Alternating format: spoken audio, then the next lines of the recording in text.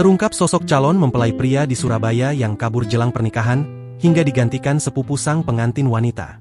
Sebelumnya kisah pilu ini dialami wanita asal Surabaya, Jawa Timur bernama Yayang. Ia ditinggal calon suaminya yang kabur H-1 sebelum acara pernikahan. Padahal semua undangan telah tersebar, gedung serta catering juga sudah tersedia. Kini terungkap sosok calon suami Yayang. Hal ini diketahui lewat unggahan akun TikToknya Yayang, yang mengunggah momen kebersamaannya bersama sang kekasih.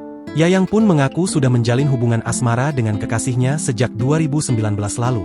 Sebelumnya, 1 bulan sebelum acara pernikahan, Yayang juga sempat membagikan momen persiapan melepas masa lajang dengan sang pujaan hati.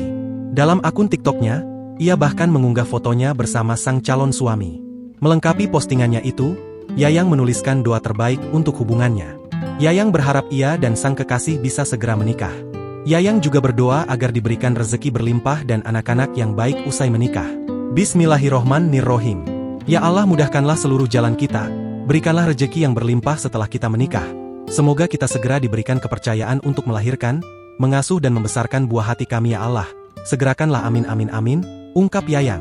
Namun sayang, rencana dan angan-angan indah Yayang kini hancur berantakan menjelang pernikahannya. Sebab sang calon suami mendadak kabur karena diduga telah menghamili wanita lain. Karena hal tersebut, sang sepupu bernama Wahyu akhirnya menggantikan peran sang calon suami.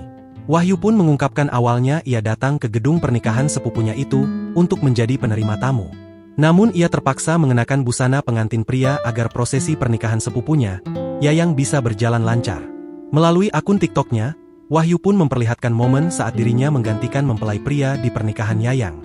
Keduanya terlihat berjalan dan bergandengan bak benar-benar menjadi sepasang pengantin.